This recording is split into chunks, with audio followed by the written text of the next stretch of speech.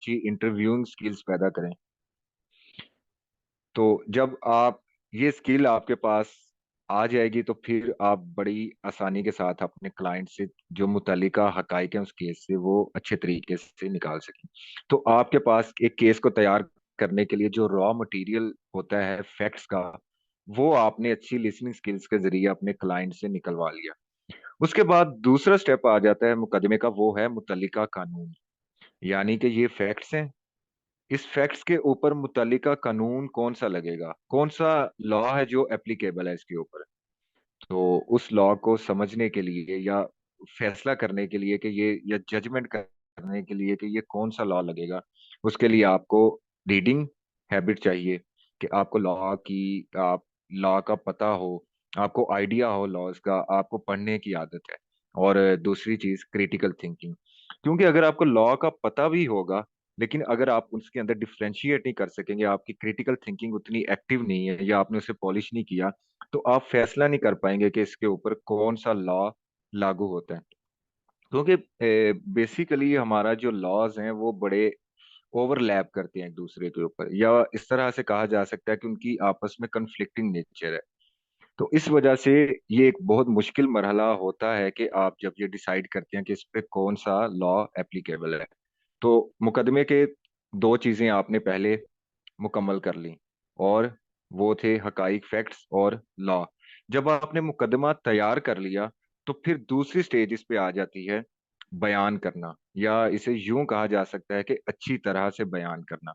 अब हम सबको पता है कि बयान करने के लिए इंसान की जो बुनियादी दो जराए इस्तेमाल करता है, जुबानी और तहरीरी।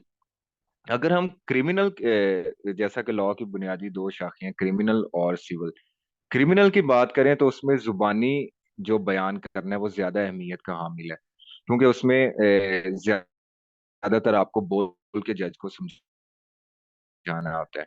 जबकि सिविल में आपको ज्यादातर अपनी रिटर्न की फाइल है उसके जरिए से आपने जज को कन्वे करना होता है या अपना मुद्दा बयान करना होता है। तो इसलिए दूसरे नंबर पे जो लॉयर के लिए स्किल्स बहुत ज्यादा जरूरी हैं वो है उसकी अच्छी स्पीकिंग स्किल्स, बोलने की अच्छी सलाहियत, और लिखने की अच्छी सलाहियत या राइटिंग स्किल्स। अब हमें लगता है कि शायद अच्छा बोल लेना, अच्छा तलफ्फुज, अच्छा लहजा या अच्छी ग्रामर या ये चीजें, इनको अच्छा बोलना या अच्छा लिखना कहा जा सकता है, लेकिन ऐसा नहीं है। बतौर लॉयर आपको सबसे पहले इस चीज का पता होना चाहिए कि क्या नहीं बोलना या क्या नहीं लिखना। ज्यादा बोलना जरूरी नहीं, आपके लिए ये जरूरी है कि क्या बोलना है और क्या नहीं बोलना। और ये आपको कैसे पता चलेगा, ये आपको पता चलेगा एक्सपीरियंस के साथ, अपने नॉलेज के साथ, और अपनी ऑब्जर्वेशन के साथ। जब आप सीनियर लॉयर्स को ऑब्जर्व करते हैं तो आपको फिर इस चीज का पता होता है, या आप ये चीज आपके मुशाहिदा में आती है कि वो इस तरह से बयान कर रहे हैं, वो उन्होंने कितने इख्तिसार के साथ इतनी बड़ी बात बयान कर दी। तो दूसरी स्किल आपके लिए जरूरी है कि आपकी अच्छी स्पीकिंग स्किल्स हों, अच्छी राइटिंग स्किल्स हों, और सिर्फ सतही तौर पे ना हो बल्कि आपके पास ये डिफ्रेंशिएट करने की सलाहियत भी हो कि क्या बोलना है और क्या नहीं बोलना, या क्या लिखना है या क्या नहीं लिखना। आप इस चीज को कैसे अच्छे तरीके से कर सकते हैं, इसके लिए मैं अगर आपको एक अच्छी फीलिंग कैसे पैदा की जा सकती है, या एक सेंस ऑफ रिस्पॉन्सिबिलिटी कैसे बयान की जा सकती है, कि जब आपके माइंड में ये होगा ना कि मेरे पीछे जो क्लाइंट खड़ा है, मैं उसका माउथ पीस हूँ, मैं उसका नुमाइंदा हूँ, और मेरी हर कही गई बात या हर लिखी हुई बात उसके मुकद्दर का फैसला करेगी, तो फिर आपके ऊपर एक सेंस ऑफ रिस्पॉन्सिबिलिटी आ जाता है। फिर आप, जब सेंस ऑफ रिस्पॉन्सिबिलिटी आ जाता है तो फिर आप बड़े मुहतात होते हैं। तो दूसरी चीज जो आप लॉयर का काम होता है वो मुकदमे को अच्छी तरह से बयान करना, और उसके लिए आपको जुबानी और तहरीरी सलाहियतें चाहिए होती हैं। तीसरा काम, जैसा कि मैंने शुरू में भी कहा था, उसको मैं दोबारा रिपीट कर देता हूँ कि लॉयर का काम है साइल के मुकदमे को अच्छी तरह से बयान करना। मुकदमे की भी हमने बात कर ली, अच्छी तरह बयान करने को भी हमने समझने की कोशिश की। अब तीसरा जो उसका काम है वो है जज के लिए आसानी पैदा करना। ये देखें, जज के लिए आसानी पैदा करना क्यों जरूरी है।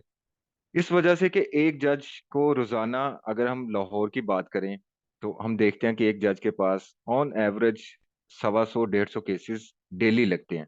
अब 125 150 केसेस का मतलब है कि उसके पास रोजाना ऑन एवरेज 500 सफात की 100 से ज्यादा फाइल्स आती हैं।